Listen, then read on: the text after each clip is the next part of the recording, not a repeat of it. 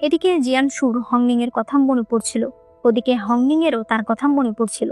জিয়ানশু এরপরে কিছু বই পড়তে যায়, কিন্তু তখন সে দেখতে পায় একটা বইয়ের টাইটেলে লেখা ডেমন আর ইমমর্টালের ভালোবাসার গল্প, আরেকটার মধ্যে লেখা মানুষ আর ইমমর্টালের ভালোবাসার গল্প। জিয়ানশু বলতে থাকে এই চিফ সারাদিন ভালোবাসার গল্পই লিখতে থাকে। তবে এরপর আবার সে পড়তে শুরু করে, যেখানে লেখা ছিল এই 5টি লক্ষণ যদি আপনার মধ্যে দেখা যায় তাহলে বুঝবেন আপনি প্রেমে পড়ে গেছেন। প্রথম হলো একদিন 1 বছরের মতো মনে হবে। দ্বিতীয়, কোনো কিছুতে শান্তি লাগবে না। তৃতীয়, বারবার মুড সুইং হবে। চতুর্থ, মনের মধ্যে শুধুই তুচ্ছ জিনিস নিয়ে সন্দেহ তৈরি হবে।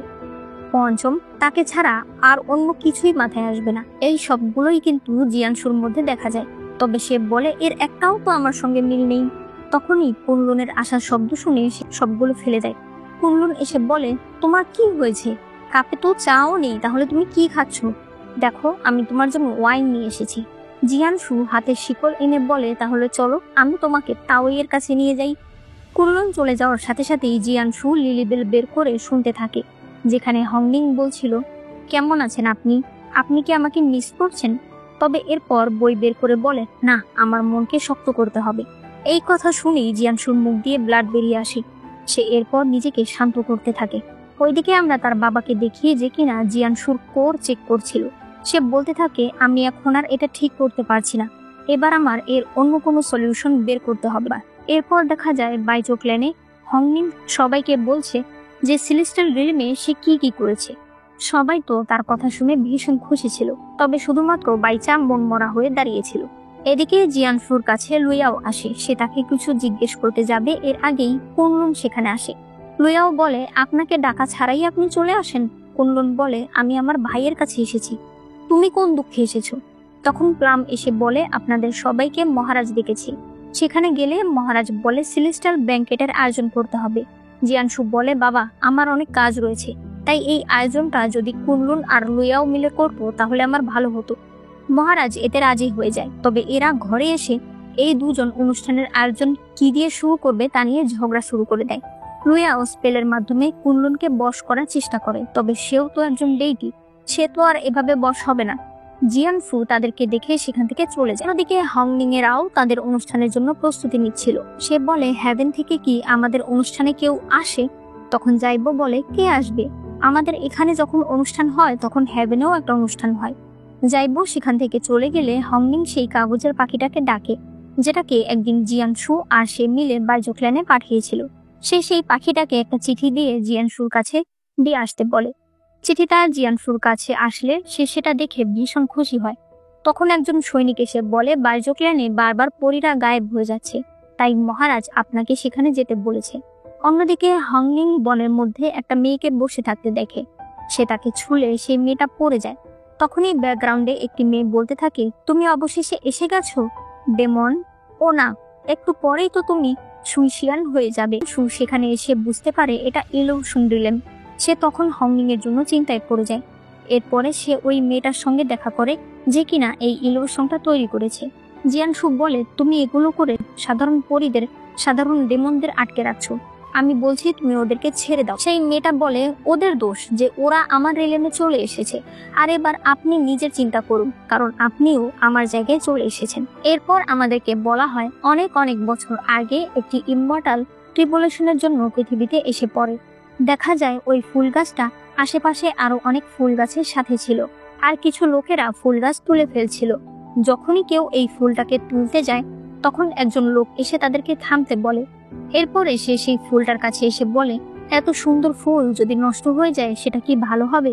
সে একটা টবে করে তাকে নিজের ঘরে নিয়ে যায়। সে গাছে পানিও দেয়। একটু পরে যখন সে বিশ্রাম নিচ্ছিল তখন ফুলটা নিজের রূপে চলে আসে। এটা আবার সেই ছেলেটা দেখে ফেলে। এখানে আমি তোমাদেরকে বলে দিই, এখানে কিন্তু মনে হচ্ছে যে এরা জিয়ানশু আর হংনিং, কিন্তু আসলে জিয়ানশু আর হংনিং কিন্তু নিজেদেরকে এখন এরকম ভাবতে শুরু করেছে যে এই জীবনটা তারাই কাটিয়েছে, অর্থাৎ তারা একটা ইলুশনের ভেতরে আছে। বর্তমানে সেই মেয়েটা নিজের পরিচয় দেয়।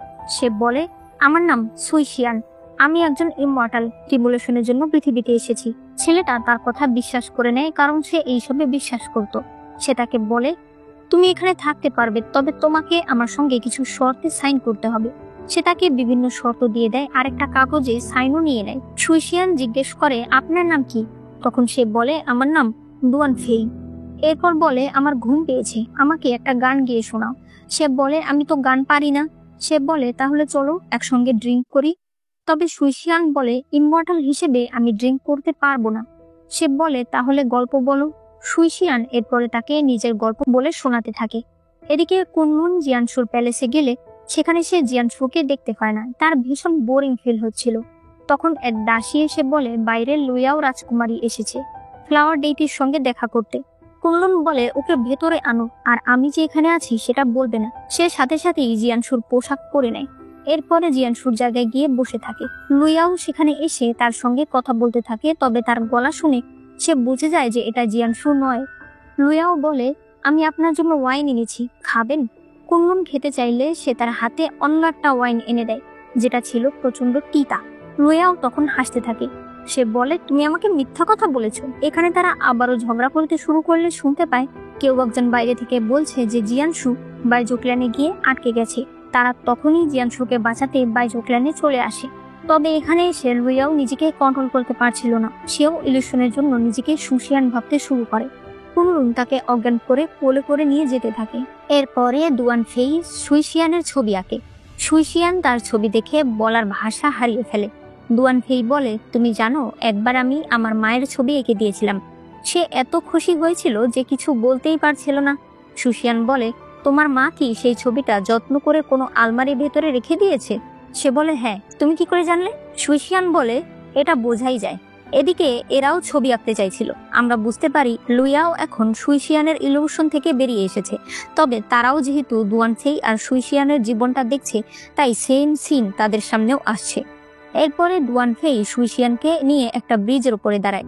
সে বলে, চারদিক থেকে বিয়ের প্রস্তাব আসছে, তবে আমি ওইসব মেয়েদের বিয়ে করতে চাই না। সুইশিয়ান বলে, কিন্তু কেন? ওই মেয়েরা তো দেখতে ভালো। দুয়ান ফেই বলতে থাকে, আচ্ছা, আমি যদি তোমার থেকে দূরে যাই তোমার কি খারাপ লাগে? আমি যদি কোনো বিপদে পড়ি তোমার কি ইচ্ছে হয় আমাকে বাঁচাতে? আমি তোমার কাছে আসলে তোমার কি হার্টবিট বেড়ে যায়? সুইশিয়ান সবকিছুতেই হ্যাঁ বললে দুয়ান ফেই বলে, তোমার কি আমাকে কিস করতে ইচ্ছে হয়? সে বলে, আমরা ইমমর্টালরা শুধুমাত্র বিয়ের পরেই কিস করতে পারি। দুয়ান ফেই বলে, ঠিক আছে, তাহলে চলো বিয়ে করে নিই। এই কথা বলে সে তাকে কিস করে দেয়। এরপরে দেখা যায় তাদের বিয়ে হয়ে গেছে। এখানে তারা দুজন ভীষণ খুশি ছিল। অন্যদিকে এরা দুজন ওই পরিস্থিতিতেই ছিল। লুইয়াও বলে, এবার আমরা কি করব? কুনলুন বলে, বাসর। এতে লুইয়াও রেগে সেখান থেকে চলে যায়। তবে এরপরই আমরা দেখতে পাই সুইশিয়ান আর দুয়ান ফেই দুজনকেই হেভেনে নিয়ে আসা হয়েছে। এখানে তাই সুইশিয়ানকে বলছিল, একটা ইমমর্টাল হওয়া সত্ত্বেও একটা মানুষকে তুমি বিয়ে করেছো। সে দুয়ান ফেইকে মেরে ফেলতে চায়, তবে সুইশিয়ান তাকে বলে, ওর জন্য আমি সবকিছু করতে রাজি আছি। আজ থেকে আমি আমার ইমমর্টালিটি ত্যাগ করছি। আর এভাবেই সে নিজের ইমমর্টালিটি ত্যাগ করে ডেমন হয়ে যায়। এখানে কুনলুন আর লুইয়াও এই সব বিষয় নিয়ে কথা বলছিল। এরপরে তারা নিদারেলেমে যায়। সেখানে আসল যে সুইশিয়ান, সে সেখানকার মহিলাকে বলছিল, আমি এক মানুষকে ভালোবেসে ফেলেছিলাম, এখন আমি ডেমন হয়ে গেছি। সে মারা গেছে, তার এটা দ্বিতীয় জন্ম। তাকে কিন্তু আপনি এই স্যুপ খাওয়াবেন না, যাতে তার স্মৃতি নষ্ট না হয়, সে আমাকে ভুলে না যায়।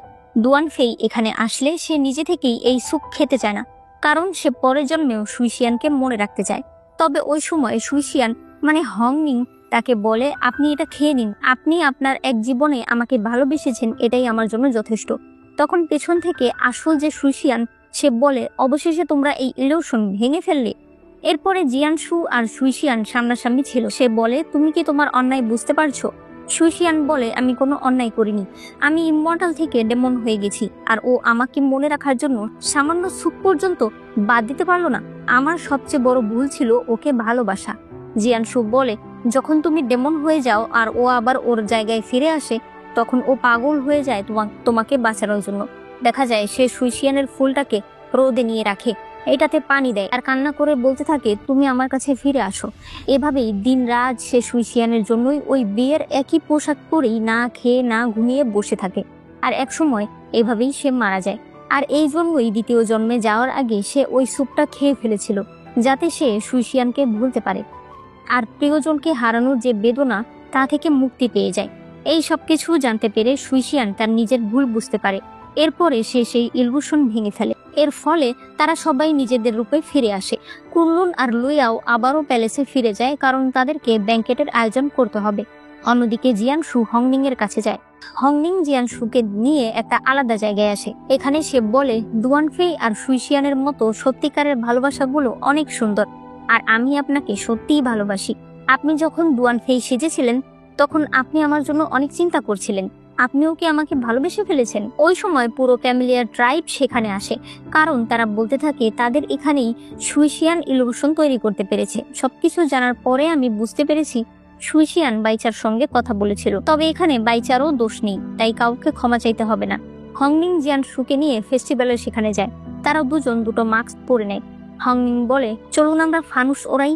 হংনিং এরপরে জিয়ানশুকে নিয়ে এসে ফানুস বানাতে থাকে। জিয়ানশু বলে, ছোটবেলায় আমি একবার ওগুলো দেখেছিলাম। কুনলুন পৃথিবী থেকে ফায়ার ওয়ার্কস নিয়ে এসেছিল, আর সেগুলো আমার ঘরে জ্বালিয়ে দেয়। এই জন্য তাকে শাস্তিও দেওয়া হয়। ওই সময় হংনিং এর দুই বন্ধু কালি নিয়ে সেখানে আসে। জিয়ানশু বলে, এগুলো দিয়ে কি হবে? তারা বলে, আরে তুমি দেখছি কিছুই জানো না। তুমি এখানে নিজের ইচ্ছা লিখবে, তারপরে সেটা আকাশে উড়িয়ে দেবে, যাতে উপরওয়ালা তোমার মনের ইচ্ছা কি সেটা জানতে পারে। তুমি কে যে এগুলো জানো না? হংনিং বলে, ও এই প্রথম এখানে এসেছে, আমার বন্ধু। মানে এরা দুজন তো আর জিয়ানশুকে চেনত না। এরপরে তারা লিখতে শুরু করলে এরা দুজন হংনিংকে বলে, তুমি কি লিখছো? তবে হংনিং সেটা লুকিয়ে রাখে। ফানুস ওড়ানোর পরে জিয়াংশু হংনিংকে জিজ্ঞেস করে, তুমি কি লিখেছিলে? তবে হংনিং তাকে বলে না। তাই জিয়াংশু আকাশে উঠে যায় সেটা দেখার জন্য। সে হংনিং এর ফানুসটা খুঁজে বের করে, তবে এখানে কি লেখা আছে তা বুঝতে পারে না, কারণ হংনিং তো শুধুমাত্র ছবি এঁকে রেখেছিল। তখন সেখানে মনের ইচ্ছা পূরণ করার দেবতা চলে আসে। সে ফানুসগুলো নিজের স্লিপের মধ্যে নিচ্ছিল আর বলে যে, আপনি চিন্তা করবেন না, আমি আমার সাধ্যমতো এদের মনের ইচ্ছা পূরণ করার চেষ্টা করি।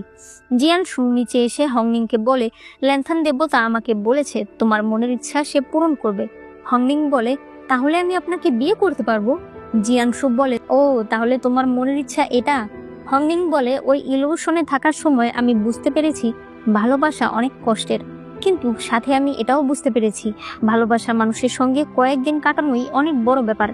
আর ভালোবাসার মানুষকে সারা জীবনের মতো কাছে পাওয়ার চেয়ে আনন্দের আর কিছুই হতে পারে না। এই কথা শুনে জিয়ানশু তাকে কিস করে। এরপর সে বলে, যদি এটাই তোমার মনের ইচ্ছা হয়ে থাকে তাহলে আমি তোমাকে কথা দিচ্ছি, তুমি ইমমর্টাল হয়ে গেলেই আমি তোমাকে বিয়ে করব। একটু পর জিয়ানশু বলে, এখন আমাকে হেভেনে ফিরে যেতে হবে, কারণ সেখানেও ব্যাংকেটে আমাকে থাকতে হবে। হংনিং বলে, আমাকেও নিয়ে যান, আমি আপনাকে ডিস্টার্ব করব না। জিয়ানশু এরপরে তাকে নিয়ে আসে। সে তাকে মিড হেভেনের প্যালেসের বাইরে দাঁড় করিয়ে বলে, তুমি এখানে থাকো, আমি আসছি। অন্যদিকে কুনলুন অনুষ্ঠানের আগেই আকাশে মেঘ থেকে বৃষ্টি নামাতে শুরু করে। জিয়ানশু এসে যখন সেটা ঠিক করতে চায় তখন সে কিছু একটা বুঝতে পারে, তাই সে আর সেটা ঠিক করে না। এরপরে সে মহারাজের কাছে আসলে মহারাজ বলে, ওই ইলুশন তুমি ভাঙতে পেরেছো, তুমি অনেক ভালো কাজ করেছো। লুইয়াও আজকের ব্যাংকেটের আয়োজন করেছে, সেও অনেক ভালো কাজ করেছে। কুনলুন বলে, আমিও তো করেছি সাথে। তার বাবা বলে, তুমি কি করছো তা আমি দেখতে পারছি, সবার সামনে তুমি আমার নাক কেটে ফেলবে। জিয়ানশু বলে, না বাবা, এর পেছনে আরেকটা কারণ আছে। কুনলুন এরপরে দেখায় যে সে আসলে রংধনু বানানোর জন্যই আগে বৃষ্টি নামিয়েছে। এটা দেখে মহারানী অনেক খুশি হয়ে যায়। তবে জিয়ানশু বলে, বাবা আমি আরেকটা বিষয়ে কথা বলতে চাই, আমার বিয়ের ব্যাপারে। তখন তার বাবা বলে, ও তুমি শুনে ফেলেছো, এনসিআর থেকে লুইয়াওকে বিয়ের জন্য তোমার কাছে প্রস্তাব এসেছে। সবকিছু ঠিক থাকলে কয়েকদিনের মধ্যেই এই বিয়ে সম্পন্ন হয়ে যাবে। জিয়ানশু একদম মন খারাপ করে ফেলে। এরপরে জিয়ানশু যখন আসছিল তখন তার সামনে অনেক মেয়ে ছিল বলে হংনিং লুকিয়ে পড়ে, কিন্তু জিয়ানশু তাকে বের করে ফেলে। সে তাকে প্যালেসে নিয়ে যায়। এরপর রিল্যাক্সে হংনিংকে বলে, যদি আমি অন্য কাউকে বিয়ে করি তাহলে তুমি কি করবে? হংনিং বলে, আমি আর আপনার সঙ্গে কথা বলবো না। বিশ্বাস করুন, আপনি আমাকে বিয়ে করলে আমি আপনার অনেক যত্ন করব।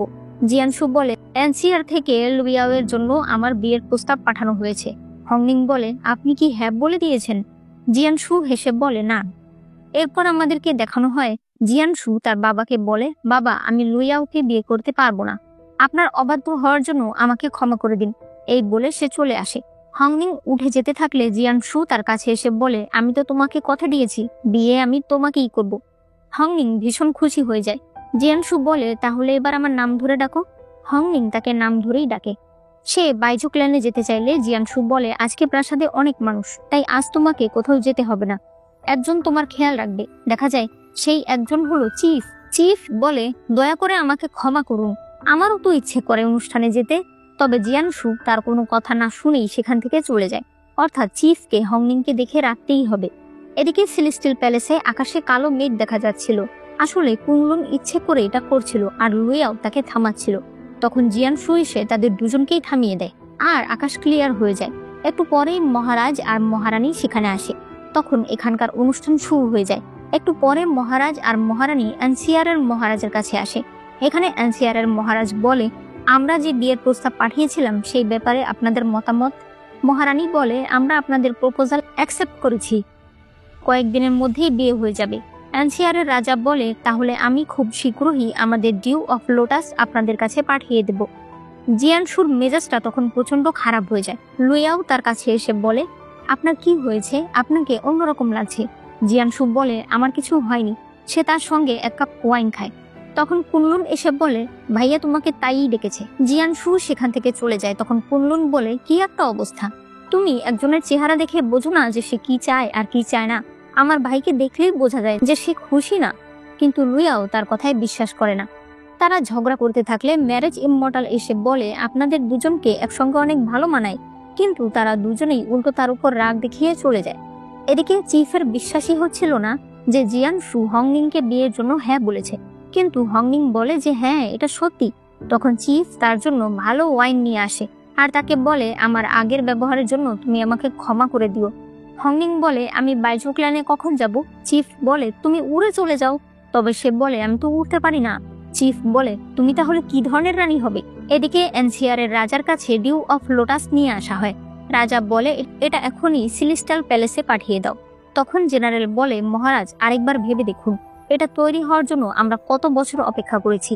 আমরা আমাদের রাজকুমারীকে দিচ্ছি, আবার এটাও দিয়ে দিচ্ছি। রাজা বলে, যদি এটা না দেই তাহলে তুমি ভেবেছো ওরা আমাদের রাজকুমারীকে বিয়ের জন্য মেনে নেবে? যে করেই হোক এই বিয়েটা হতেই হবে, তাহলেই একমাত্র আমার রাজ্য আবার আগের জায়গায় পৌঁছাতে পারবে। জেনারেল এরপরে লুইয়াওয়ের সঙ্গে পার্সোনালি কথা বলতে চায়। সে বলে, আমি তোমাকে ছোটবেলা থেকে চিনি, তুমি কি সত্যিই জিয়ানশুকে বিয়ে করতে চাও? সে বলে, কেন চাইবো না, সেখানে গেলেই আমার ভবিষ্যৎ ভালো, আর তাছাড়া রাজকুমারী হিসেবে এটা আমার দায়িত্ব। জেনারেল তাকে বাধা দিতে চাইলে লুইয়াওয়ের গার্ড আবার তাকে বাধা দেয়। অন্যদিকে চিফ বলে, আমি ওকে বাইজুক্লানে পাঠিয়ে দিয়েছি, তবে আপনার তো রাজকুমারী লুইয়াওয়ের সঙ্গে বিয়ে ঠিক হয়েছে, তাহলে আপনি যে ওকে কথা দিয়েছেন আপনি ওকে বিয়ে করবেন। জিয়ানশু বলে, ও ইমমর্টাল হয়ে গেলেই আমি সবাইকে এই কথা বলবো আর ও খুব তাড়াতাড়ি ইমমর্টাল হয়ে যাবে। এদিকে হংনিং অনেক কাল্টিভেশন করছিল। তখন বাইচা সেখানে আসে। সে তাকে বলে, আমার মনে হয় ফ্লাওয়ার ডেইটি তোমাকে মিথ্যা আশা দেখাচ্ছে, কারণ সে একজন ডেইটি আর তুমি একটা সামান্য ডেমন। সে কেন তোমাকে বিয়ে করবে? কিন্তু হংনিং বলে, সে আমাকে বিয়ে করবে কারণ সে আমাকে কথা দিয়েছে আর আমি তাকে সম্পূর্ণ বিশ্বাস করি। তাই বাইচা আর কিছু না বলে চলে যায়। অন্যদিকে জিয়ানশু আর কুনলুন একসঙ্গে কথা বলছিল। কুনলুন বলে, তুমি অনেক বদলে গেছো, তোমার ওই ক্যামেলিয়া ফুল তোমাকে বদলে দিয়েছে। তুমি ওই দিন লুইয়াওকে বিয়ের জন্য না করে দিয়েছো, এটা কি ওই ক্যামেলিয়া ফুলের জন্য? কিন্তু তুমি ভেবে দেখেছো ও যদি ইমমর্টাল না হতে পারে? জিয়ানশু বলে, পারবে। এদিকে এখন ট্রায়ালের সময়, মানে এখন থান্ডার স্ট্রাইক এখানে পড়বে, তাই হংনিং এর ভয় লাগছিল। তখনই জিয়ানশু সেখানে আসে। সে বলে, তুমি লুকিয়ে থেকো, সবসময় নিজের কোরকে তুমি বাঁচিয়ে রাখার চেষ্টা করবে, আর ভয় পেও না, তোমার কিছু হবে না। এরপরে হংনিং সত্যি ফুল রূপে অন্যান্য ফুলেদের সঙ্গে মিশে থাকে আর জিয়ানশু উপর থেকে তাকে দেখছিল। তবে তখন খবর আসে মহারাজ তাকে ডেকেছে, তাই তাকে চলে যেতে হয়। এরপরে হংনিং এর উপরে থান্ডার স্ট্রাইক পড়তে থাকে। একটু পর সে নিজের রূপে ফিরে আসে, তবে সে অজ্ঞান হয়ে যায়। অন্যদিকে মহারাজ জিয়ানশুকে দেখায় এনসিআর থেকে ডিউ অফ লোটাস পাঠানো হয়েছে। জিয়ানশু বলে, লুইয়াও শুধুমাত্র আমার বন্ধু, আমি তাকে বিয়ে করতে চাই না। মহারাজ বলে, রাজ্যের জন্য বিয়েতে কোনো ভালোবাসার প্রয়োজন হয় না। তুমি বুঝতে পারছো এই ডিউ অফ লোটাস কত পাওয়ারফুল? এর মাধ্যমে তোমার আঘাত ভালো হয়ে যাবে, তুমি আরো পাওয়ারফুল হয়ে যাবে, আর আমরাও নিশ্চিন্ত হয়ে যাব। জিয়ানশু বলে, আমি এমনিতেই রাজ্যের সবার জন্য কাজ করব। মহারাজ বলে, ভবিষ্যতে তুমি হবে 3 রিলেমের রাজা। তুমি কি বলছো তুমি জানো? জিয়ানশু বলে, আমি আপনার জন্য সবকিছু করতে রাজি আছি, তবে বিয়ে না। এদিকে হংনিং এর ঘুম ভাঙে আর সে বুঝতে পারে সে বেঁচে আছে, অর্থাৎ এখন সে জুনিয়র ইমমর্টাল হয়ে গেছে। অন্যদিকে জিয়ানশুকে শাস্তি দেওয়া হচ্ছিল, কারণ সে তার বাবার আদেশ অমান্য করেছে। হংনিং ফ্লোরাল প্যালেসে আসলে গেটের সামনে এপ্রিকট ছিল। সে বলে, তুমি দেখছি সত্যিই বেঁচে গেছো। হংনিং ভেতরে যেতে চায়, তবে সে বলে, তুমি ইমমর্টাল হলেও তোমার নাম এখনো লিস্টে নেই। তাই তুমি ভেতরে যেতে পারবে না। হংনিং বলে, আমি ইমমর্টাল হয়ে গেছি, সেটা তুমিও জানো, তাই শুধু শুধু আমাকে আটকে লাভ নেই। সে ভেতরে চলে যায়। ভেতরে এসে সে সবাইকে জিজ্ঞেস করতে থাকে জিয়ানশু কোথায়, তবে কেউই জিয়ানশুর খোঁজ দিতে পারে না। তাই হংনিং উইথার্ড গার্ডেনে চলে যায়। এখানে এসে সে ঘুমিয়ে পড়ে। একটু পরে জিয়ানশু সেখানে আসে। সে পাওয়ার দিয়ে তাকে সুস্থ করার চেষ্টা করছিল, যেখানে তার নিজেরই কষ্ট হচ্ছিল। হংনিং জিজ্ঞেস করে, তুমি সারাদিন কোথায় ছিলে? সে বলে যে আজ একটু কাজ ছিল। এরপরে সে তাকে ইমমর্টালের রেজিস্টার দিয়ে দেয়। জিয়ানশু বলে, তুমি এখানে কেন? তুমি তো ইমমর্টাল হয়ে গেছো, তুমি তো ফ্লাওয়ার প্যালেসেই থাকতে পারতে। তবে সে বলে, আমি এখানে ছিলাম কারণ আমি জানি তুমি এখানে অবশ্যই আসবে। হংনিং বলে, তুমি তো আমাকে বলনি যে ট্রায়ালে এত কষ্ট হবে। জিয়ানশু বলে, যতই ট্রেনিং করো না কেন, ইমমর্টাল হওয়ার জন্য তোমাকে এর মূল্য দিতে হবে, আর এই জন্য ট্রায়ালে তোমাকে কষ্ট করতেই হবে। এটা সবাইকেই করতে হয়। হংনিং বলে, আমাকে একটু জড়িয়ে ধরবে? সে তাকে জড়িয়ে ধরে। এরপরে দেখা যায় চিফ এটা দেখে ভীষণ খুশি হয় যে হংনিং ইমমর্টাল হয়ে গেছে। হংনিং বলে, আমাকে তো হতেই হতো, কারণ আমি যে ফ্লাওয়ার ডেইটির রানী হতে চলেছি। চিফ বলে, তুমি জানো এর জন্য তোমার কি কি গুণ থাকা দরকার? সে বলে, ইমমর্টাল হওয়া যথেষ্ট না? চিফ তখন দেখায় যে হংনিং এর কি কি গুণ আছে। সে তাকে একটা খাতা দেয় আর বলে, এটা পড়ো, এটার মধ্যে তোমার গুণ লেখা আছে। হংনিং সেটা খুলে বসেছিল। তখন চিফ বলে, এত ছোট একটা লেখা, এটা পড়তে তোমার এত সময় লাগছে? সে বলে, আমি তো পড়তে পারি না। এখানে শুধুমাত্র হংনিং এর 2টা গুণ লেখা ছিল। চিফ এরপরে লুয়াও এর গুণগুলো সেখানে দেখায়, যেখানে দেখা যায় লুয়াও এর অনেক গুণ ছিল। হংনিং এটা দেখে অনেক অবাক হয়ে যায়। তখন চিফ বলে, এগুলো তো কিছুই না, আমাদের বর্তমান মহারানীর গুণ দেখবে। সে তখন সেটা দেখায়। তখন দেখা যায় এখানে মহারানীর গুণ লেখার মতো জায়গাই ছিল না। শুধুমাত্র মহারানীর গুণ লেখা যে সকল বই বা স্ক্রল, সেগুলো দিয়েই এই সম্পূর্ণ জায়গা ভরে গেছে। অর্থাৎ বুঝতেই পারছো একজন মহারানী হওয়ার জন্য কি কি পরিমাণ গুণের প্রয়োজন পড়ে। চিফ বলে, তুমি নিশ্চয় বুঝতে পারছো তুমি সবেমাত্র জুনিয়র ইমমর্টাল, তাই মহারানী হওয়ার থেকে তুমি অনেক দূরে। এজন্য আমার মনে হয় তোমার এত বড় স্বপ্ন দেখা ঠিক হবে না। হংনিং বলে, আপনি চিন্তা করবেন না, আমি আরো অনেক বেশি প্র্যাকটিস করব। তবে বিয়ে আমি জিয়ানশুকে করব, কারণ আমি তাকে ভালোবাসি। মানে চিফের জ্ঞান তার কোনো কাজে লাগে না। এরপরে হংনিং আর জিয়ানশু একসঙ্গে কথা বলছিল। হংনিং বলে, আমি তোমাকে যে চিঠি লিখি, তুমি কোনো উত্তর দাও না কেন? সে বলে, তুমি চিঠিতে লেখো তুমি কি আছো, এর কি উত্তর দেব আমি? সে বলে, তুমি বলবে হ্যাঁ আমি আছি। জিয়ানশু বলে, কিন্তু আমি তো কখনো তোমাকে ছেড়ে কোথাও যাই না, আমি সব সময় আড়াল থেকে তোমাকে দেখি। এরপরে হংনিং আর চিফ একসঙ্গে কথা বলছিল। হংনিং বলে, আমি এত প্র্যাকটিস করার পরেও আমার কোনো উন্নতি হচ্ছে না, আচ্ছা এটার কি কোনো শর্টকাট নেই? চিফ বলে, না, আর থাকলেও আমি তোমাকে বলবো না। হংনিং বলে, বলবেন না? আমার তো মনে হয় আপনি জানেনই না। তখন চিফ বলে, আমি জানি একটা নিষিদ্ধ স্পেল রয়েছে। এই কথা বলে সে নিজেকে নিজে মারতে থাকে যে কেন সে এই কথা বলল। হংনিং তো এরপরে সরাসরি চলে যায় বাইজোক্ল্যানে। এখানে সে একজন বয়স্ক লোককে এই বিষয়ে জিজ্ঞেস করে। তখন সেই লোক সব বলে দেয় যে হ্যাঁ এরকম একটা স্পেল এখানে রয়েছে, তবে আমি আমার জীবনে আজ পর্যন্ত কখনো এই স্পেল ব্যবহার করে কাউকে সফল হতে দেখিনি, এমনকি কেউ আর বেঁচেও ফেরেনি। তাই তুমি সামান্য একটা ক্যামেলিয়া ফুল এত বড় সাহস দেখিও না। তবে হংনিং খুব তাড়াতাড়ি হাই র্যাঙ্কের ইমমর্টাল হতে চাইছিল, তাই সে সেই নিষিদ্ধ স্পেল কাস্ট করতে থাকে। কিন্তু তখনই বাইচা এসে তাকে থামায়। সে বলে, তুমি এগুলো কেন করছো? এতে তোমার জীবনও যেতে পারে। হংনিং বলে, আমার জীবনের একটাই লক্ষ্য, সেটাই যদি আমি সফল না হই তাহলে কি লাভ বলো? আর কারো জীবনের সব থেকে গুরুত্বপূর্ণ মানুষের জন্য সব কিছু করা যায়, এতে কোনো পাপ নেই। এই কথা শুনে বাইচা তাকে অজ্ঞান করে ফেলে। এরপর সে মনে মনে বলে, তুমিও আমার জীবনের সব থেকে গুরুত্বপূর্ণ মানুষ, তাই তোমাকে আমি এইভাবে জীবন শেষ করতে দেব না। বাইচা এরপরে ফ্লাওয়ার প্যালেসে আসে, তবে তাকে কেউ ভেতরে যেতে দিচ্ছিল না। তখন এনবয় প্লাম আর এপ্রিকট সেখানে আসে। প্লাম বাইচাকে জিজ্ঞেস করে কি হয়েছে। তখন বাইচা বলে, হংনিং ফ্লাওয়ার ডেইটিকে বিয়ে করার জন্য বড় ইমমর্টাল হতে চায়, এই জন্য সে এখন নিষিদ্ধ স্পেল কাস্ট করছে। দয়া করে আমাকে একটু ভেতরে যেতে দিন আর ফ্লাওয়ার ডেইটিকে এই বিষয়টা জানান। তবে প্লাম তাকে বলে, তুমি জানো তুমি কি বলছো? ফ্লাওয়ার ডেইটির সঙ্গে এনসিআর রাজকুমারীর বিয়ে ঠিক হয়েছে, আর আমি তোমাকে প্রাণে ছেড়ে দিচ্ছি, এই মুহূর্তে তুমি এখান থেকে চলে যাও। সে তার কোনো কথাই শুনে না। তবে এপ্রিকট বলে, উনি সাহায্য না করলেও আমি তোমাকে সাহায্য করব, চলো আমি তোমাকে মিড হেভেন প্যালেসে নিয়ে যাই, মানে মহারানীর কাছে। এখানে মহারানী সম্পূর্ণটা শুনে তারপর বলে, জিয়ানশু আমাদের গর্ব, ওই মেয়েটা কি করলো না করলো সেটা দিয়ে আমাদের কিচ্ছু আসে যায় না, তবে আমাদের নাম বদনামি করা যাবে না। জিয়ানশু এ ব্যাপারে কিছুই জানতে পারবে না। আর তুমি সামান্য একটা ক্যামেলিয়া ফুল হয়ে এখানে চলে এসেছো, তাই তোমাকে কাইলিতে বন্দি করা হলো। এপ্রিকট তখন তার কাছে ক্ষমা চায় আর বলে, আমি জানতাম না যে ও এই বিষয়ে কথা বলবে, তাহলে আমি ওকে আনতাম না। তবে বিষয়টা কি একবার ফ্লাওয়ার ডেটি অথবা মহারাজকে জানানোর দরকার না? মহারানী বলে, এই ছোট বিষয় আমি নিজেই সামলাতে পারবো। এপ্রিকট যখনই সেখান থেকে বের হয়ে যায় তখন তাকেও মহারানী বন্দি করে ফেলে, যাতে এই পুরো ঘটনা আর কেউই জানতে না পারে। এদিকে জিয়ানশু তার বাবার সঙ্গে দেখা করতে এসেছে, তবে তখন সে বাইরের ট্রিবিউশনের মেঘ দেখতে পায়। অন্যদিকে হংনিং এর জ্ঞান ফিরে আসে। তখন তার বন্ধুরা বলে, বাইচা আমাদের বলেছে তুমি কি করতে চাচ্ছিলে। হংনিং বলে, তোমরা এখান থেকে চলে যাও, এখনই থান্ডার স্ট্রাইক শুরু হবে। তোমরা এখনো ইমমর্টাল নও, তাই তোমরা এটাকে ডজ করতে পারবে না। তবে তারা তার কথা শুনছিল না। কিন্তু একটা স্ট্রাইক লেবুর গায়ে পড়ার সাথে সাথেই সে অসুস্থ হয়ে যায়। হংনিং তখন তাদেরকে সিল করে দিয়ে নিজের সামনে এসে দাঁড়িয়ে থাকে। তবে দেখা যায় এই থান্ডার স্ট্রাইকের ভেতরে মহারানী আরো বেশি করে স্ট্রাইক দিচ্ছিল, যেটা হংনিং এর পক্ষে কখনোই ডজ করা সম্ভব না। জিয়ানশু যখন প্যালেস থেকে বের হতে চায় তখনই তার বাবা চলে আসে। তার বাবা বলে, 3 দিন পর তোমার বিয়ে, তাও আবার লুইয়াও এর সাথেই। জিয়ানশু বলে, আমাকে ক্ষমা করবেন, তবে এই বিয়ে আমি করতে পারবো না। সে চলে যেতে থাকলে তার বাবা তাকে স্পেলের মাধ্যমে আটকে দেয়। এরপরে তার শরীরে ডিউ অফ লোটাস দিয়ে দেয় আর বলে, এটা তোমার শরীরের জন্য খুবই গুরুত্বপূর্ণ, তাই এর জন্য হলেও বিয়ে তোমাকে করতেই হবে। এই কথা বলে সে চলে যায়। তখন মহারানী জিয়ানশুর কাছে হংনিং এর একটা পাপড়ি পাঠিয়ে দেয়, যেটা দেখে জিয়ানশু বুঝতে পারে হংনিং বিপদে আছে।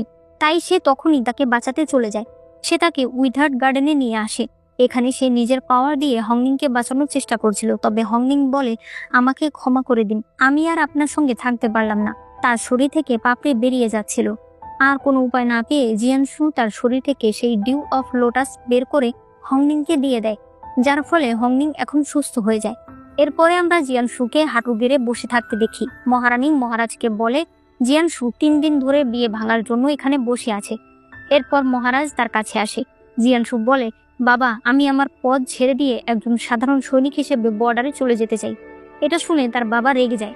জিয়ানশুও তখন রেগে বলে, মহারাজ, দয়া করে আমার এই ইচ্ছা আপনি পূরণ করুন।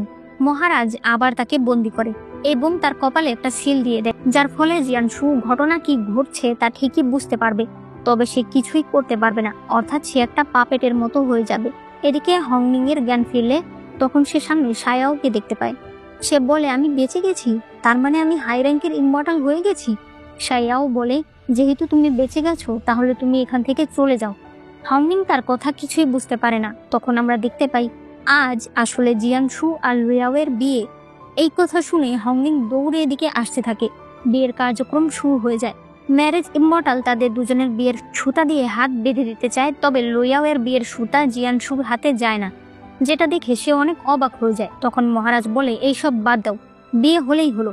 মহারানী লুয়াওকে আশীর্বাদ করতে যায়, কিন্তু তখনই হংনিং সেখানে চলে আসে।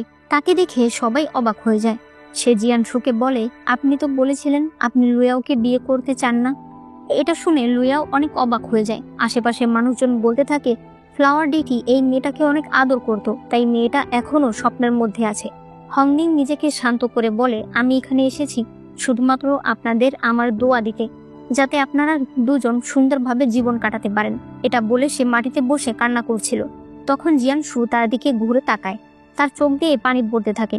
সিলের কারণে সে কিছুই করতে পারছিল না, তাই তার মুখ দিয়ে রক্ত বেরিয়ে আসে। মহারাজ তখন নিজের পাওয়ার ব্যবহার করে বুঝতে পারে জিয়ানশুর মধ্যে ডিউ অফ লোটাস নেই। কুনলুন বিষয়টা বুঝতে পেরে হংনিংকে সরাতে যেতে চায়, তবে তার মা তাকে বন্দি করে ফেলে। এরপর সে হংনিংকে সার্চ করলে দেখতে পায় তার ভেতরেই ডিউ অফ লোটাস রয়েছে, যেটা দেখে লুয়াওয়ের মনটাই ভেঙে যায়। তার বাবা বলে, আমাদের এত দামি উপহার এই সামান্য ইমমর্টালের ভেতরে, এই আপনাদের আপ্যায়ন। মহারাজ বলে, আমি তদন্ত করে দেখছি এই মেয়ের কাছে কি করে ডিউ অফ লোটাস গেল। মহারাজ সৈনিকদের ডাক দেয় হংনিং এর ভেতর থেকে সেটা বের করার জন্য, কিন্তু তখন জিয়ানশু তাদেরকে আটকায়। সে বলে, আমি থাকতে ওর গায়ে কেউ হাত দিতে পারবে না। সে তাকে সাথে করে নিয়ে যায়। তারা একদম প্যালেসের গেটে চলে আসে। হংনিং বলে, জিয়ানশু, তুমি কেন এরকম করলে? আমার কি কোনো ভুল হয়েছে? আমি কি কিছু অন্যায় করেছি? আমি নিষিদ্ধ স্পেল ব্যবহার করেছি, এই জন্য কি তুমি রেগে আছো? জিয়ানশু বলে, না, এগুলোর কোনোটাই না। হংনিং বলে, তাহলে তুমি কেন লুয়াওকে বিয়ে করছিলে? জিয়ানশু বলে, আমি সব বলবো, তবে তুমি এখন চলে যাও। হংনিং বলে, না, আমি যাব না। মহারাজ বলেছে ডিউ অফ লোটাস আমার মধ্যে আছে, হয়তো ওইটার কারণেই ওই ট্রায়ালের পরেও আমি বেঁচে গেছি। আমি তোমার যোগ্য না। আমি যদি ডেবনিক পুলে চলে যাই তাহলে কি সেটা বের হয়ে আসবে? জিয়ানশু বলে, তুমি কি পাগল হয়ে গেছো? তবে হংনিং সেখানে চলে যায়। জিয়ানশু তাকে বাধা দিতে চায়, তবে ওই সময় ইম্পেরিয়াল গার্ডরা তাকে শেকল দিয়ে বেঁধে ফেলে। হংনিং বলে, আমি তোমার স্ত্রী হতে চাই না। তুমি ডিউ অফ লোটাস নিয়ে নাও আর ওই রাজকুমারীকে বিয়ে করে সুখে থেকো। তুমি ভালো থেকো। এই বলে সে জিয়ানশুর দেওয়া হেয়ারপিনটা খুলে সেখানে ফেলে দেয়। এরপরে সেই পুলের মধ্যে চলে যায়। জিয়ানশু নিজের সকল পাওয়ার দিয়ে শিকল ভেঙে ফেলে। এরপর সেও সেখানে যায়, তবে একটু পরেই হংনিং মিলিয়ে যায় আর জিয়ানশুর বাবা জিয়ানশুকে নিয়ে আসে। জিয়ানশু হংনিং এর হেয়ার পিনটার দিকে তাকিয়েছিল। তখন দেখা যায় ডেবনিক পোল থেকে একটা অদ্ভুত জিনিস কাইলিতে যায়। ব্যাকগ্রাউন্ডে একজন বলতে থাকে, অবশেষে 300 বছর পর আমার চোখ ফিরে এসেছে।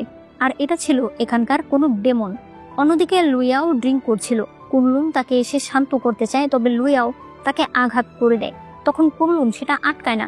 লুইয়াও বলে, তুমি বাধা দিলে না কেন? সে বলে, আমার ভাই অন্যায় করেছে, তার কিছু তো আমাকে পেতেই হবে। লুইয়াও চলে যাওয়ার সময় আবার কুনলুনকে তার আঘাত সারানোর জন্য একটা ওষুধ দিয়ে যায়। এরপরে জিয়ানশু সরাসরি চলে আসে এনসিআর এর মহারাজের কাছে। এখানে এসে সে বলে যে সে এই বিয়ে ভাঙতে চায়, কারণ সে এখন সৈনিক হিসেবে বর্ডারে চলে যাবে। মহারাজ তার কথা মেনে নেয়। জিয়ানশু চলে গেলে মহারাজ তাদের সৈনিকদের বলতে থাকে, আমাদের রাজকুমারীকে গিয়ে বোঝাও ও যেন জিয়ানশুর সঙ্গে কথা বলে আর সবকিছু মিটমাট করে নেয়। জেনারেল বলে, এত বড় অপমানের পরেও আপনি চাইছেন আমাদের রাজকুমারী নিজে থেকে যেন আবারও জিয়ানশুর কাছে যায়?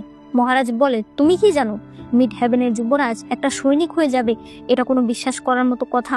আমাদের দরকার যে কোনো মূল্যে লুইয়াওয়ের সঙ্গে তার বিয়ে, তাহলে আমাদের রাজ্য আবার আগের অবস্থান ফিরে পাবে। জেনারেল তখন বলে, আমি ভেবেছিলাম আপনি হয়তো ধীরে ধীরে ভালো হবেন, কিন্তু আপনি তো ধীরে ধীরে আরো খারাপের দিকেই যাচ্ছেন। মহারাজ বলে, তুমি কিন্তু এইবার বেয়াদবি করছো। সে সৈনিকদের ডাকে, তবে দেখা যায় কেউই আসে না। তখন জেনারেল উল্টো সৈনিকদের ডেকে তাকে ধরে ফেলে। একটু পরেই লুইয়াওয়ের কাছে সৈনিকরা চলে আসে আর বলে, মহারাজকে আটক করা হয়েছে, এখন জেনারেল আপনাকে ডেকেছে। তবে লুইয়াওয়ের যে বডিগার্ড সে তাদের সঙ্গে ফাইট করে তাকে নিয়ে প্রাসাদ ছেড়ে বেরিয়ে যায়।